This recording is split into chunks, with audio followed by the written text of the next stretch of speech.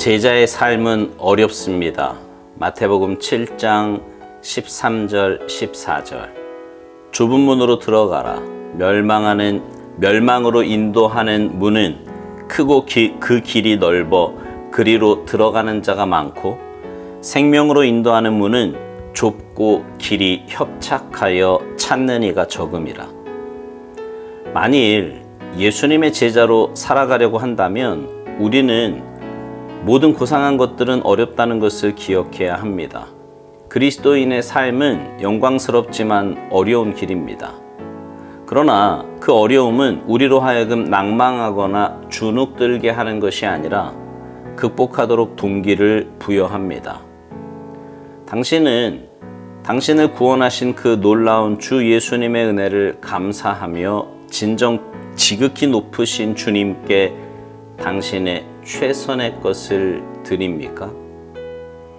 하나님께서는 예수 그리스도의 구속을 통한 하나님의 주권적인 은혜로 사람을 구원하십니다. 그분은 우리 안에서 일하시며 우리로 그분의 기쁘신 뜻을 따르게 하시고 순종하게 하십니다. 이때 우리는 실제적인 삶 속에서 그 구원을 실현해야 합니다. 구원을 실현하려면 주님의 구속을 바탕으로 서서 주님의 명령에 순종하기 시작하면 됩니다. 만일 실패하면 이는 우리가 실천해 보지 않아서 그런 것입니다. 삶의 위기는 우리가 구원을 실현해 보았는지 아닌지를 드러냅니다.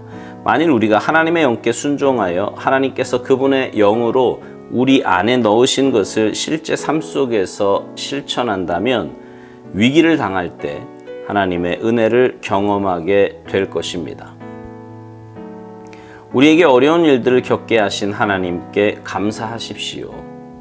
그분이 주신 구원은 너무나 기쁜 것이지만 동시에 우리의 용기와 담력과 거룩이 필요한 것입니다. 따라서 어려운 일들은 우리가 그 모든 영광을 누릴 자격이 있는지 시험합니다. 예수님은 많은 이들을 이끌어 영광에 들어가게 하십니다. 이때 하나님께서는 자녀들을 영광으로 이끄시는 데 필요한 어떤 여건들을 회피하도록 돕지 않으실 것입니다. 하나님의 은혜는 무례하고 버릇없는 사람들이 아니라 예수 그리스도를 닮은 든든한 가족을 만들어냅니다. 실제적인 상황에서 예수님의 제자로서 고상한 삶을 살기 위해서는 상당히 많은 훈련을 필요로 합니다. 하나님의 자녀로서 고상하기 위해서는 항상 많은 노력이 필요합니다.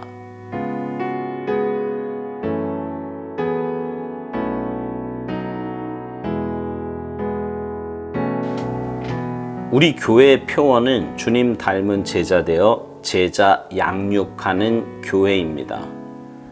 우리 모두는 주님의 제자라는 말이에요. 그리고 주님의 제자는 주님을 닮아가야 하고 또 주님 닮은 제자를 양육해야 한다는 말입니다. 오늘 묵상 제목이 이렇습니다. 제자의 삶은 어렵습니다. 어렵지요. 제자로 살아간다는 건 절대로 쉬운 일이 아닙니다. 왜냐하면 우리 모두가 구원을 받았음에도 여전히 육신을 가지고 있고 또 죄성을 가지고 있는데 악한 원수 마귀와 늘 영적인 싸움을 해야 하기 때문입니다.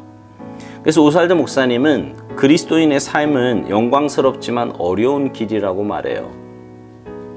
하나님의 자녀가 되었다고 하는 것, 천국의 시민권을 가진 자가 되었다고 하는 것만큼 영광스러운 일이 또 어디 있겠습니까? 깨닫지 못해서 그렇지 알고 보면 이것보다 귀하고 복된 일은 없습니다. 그러나 세상에서 그리스도인으로 사는 것은 쉬운 일이 아닙니다. 예수님 말씀하신 것처럼 세상이 주님을 미워하였기에 우리도 세상에서 미움을 받는 게 당연합니다. 세상은 자기 편이 아니면 날카롭게 공격합니다. 특별히 이것이 영적인 문제이기 때문에 더 그래요. 그러나 그 어려움이 우리를 주눅들게 하지는 못합니다. 아니, 오히려 당당하고 자신 있게 맞서요. 왜냐하면 그것이 우리가 세상에 속한 자가 아니라 하나님께 속한 자임을 반증하는 것이기 때문입니다. 오살르 목사님은 구원에 대해서 이렇게 말합니다. 하나님께서는 예수 그리스도의 구속을 통한 하나님의 주권적인 은혜로 사람을 구원하신다고요. 그분은 우리 안에서 일하시며 우리로 그분의 기쁘신 뜻을 따르게 하시고 순종하게 하신다는 것입니다. 그렇지요. 구원받은 우리는 주님을 모시고 살아갑니다. 그런 우리를 주님 닮은 주님의 제자로 만드시기 위해 권면하시고 상황을 만드시고 말씀을 주십니다. 이런 일들을 통해 우리로 하여금 주님 뜻에 순종하며 주님 가신 그 길을 따라가게 하십니다. 신앙생활은 삶 속에서 하는 것임을 누누이 강조해서 말씀드렸어요. 주님 주신 삶의 원리를 가지고 삶에서 그리스도인답게 살아가야 한다는 말입니다. 오살르 목사님은 구원을 실현하려면 주님의 구속의 바탕으로 서서 주님의 명령에 순종하기 시작하면 된다고 말합니다. 만일 실패하면 이는 우리가 실천해보지 않아서 그런 것이라고요.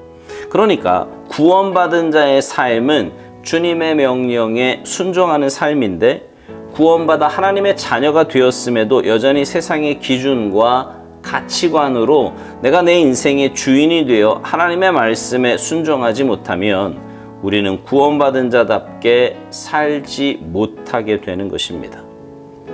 우리가 하나님의 말씀에 순종하며 살았는지 아닌지는 고난의 때에 드러나게 됩니다. 말씀에 순종하며 산 사람은 고난과 위기 때 오히려 은혜를 경험하고요, 하나님의 도우심과 역사를 체험하게 됩니다. 그러나 그렇지 않은 사람은 고난의 때에 더 낙심하고 더 무너져요. 오살르 목사님은 우리에게 어려운 일들을 겪게 하신 하나님께 감사하라고 말합니다. 하나님께서 주신 구원은 너무 기쁜 것이지만 동시에 우리의 용기와 담력과 거룩이 필요한 것인데, 어려운 일들은 우리가 그 모든 영광을 누릴 자격이 되는지 시험한다는 거예요. 사실 이 말은 고난과 역경으로 우리의 자격 여부를 테스트한다는 말이 아니라, 고난과 역경을 지나보면 그 사람이 평소에 하나님 말씀에 순종하며 살았나 그렇지 않았나가 드러난다는 말입니다. 제가 예전에 그런 말씀 종종 드렸지요. 운동선수들은 평소 훈련을 통해서 진짜 시합에서 벌어질 모든 상황에 대해 가능한 대로 잘 대처할 수 있게 훈련을 합니다. 그러면 시합에 들어가서 상황이 벌어질 때 자기도 모르게 몸이 먼저 반응한다는 거예요. 그게 훈련의 중요성이 있지요. 영적으로도 그렇습니다.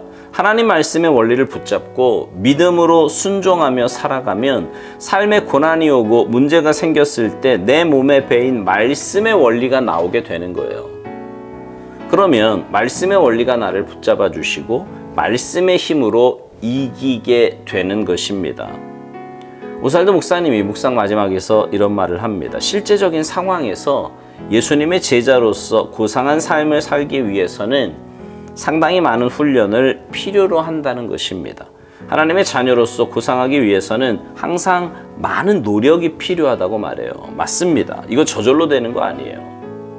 마치 이스라엘 백성들이 약속의 땅 가나안에 들어갈 때 거류민들을 쫓아내고 하나님이 주신 땅을 차지해야 하듯이, 구원받은 이후에 주님 닮은 모습이나 거룩의 모습은 경건의 훈련과 순종 훈련을 통해 만들어져 가는 것입니다. 사랑하는 성도 여러분, 주님 닮은 제자는 그 제자가 되는 것은 결코 쉬운 일이 아닙니다. 그러나 불가능한 일도 아닙니다. 더군다나 그 삶은 너무나 영광스럽고 복된 삶이에요. 그러니 주님 말씀 붙잡고 끝까지 믿음으로 순종하는 우리 모두가 됩시다. 그래서 우리 모두 주님 닮은 제자로 영광의 자리에 거하게 되기를 주님의 이름으로 축복합니다. 아멘.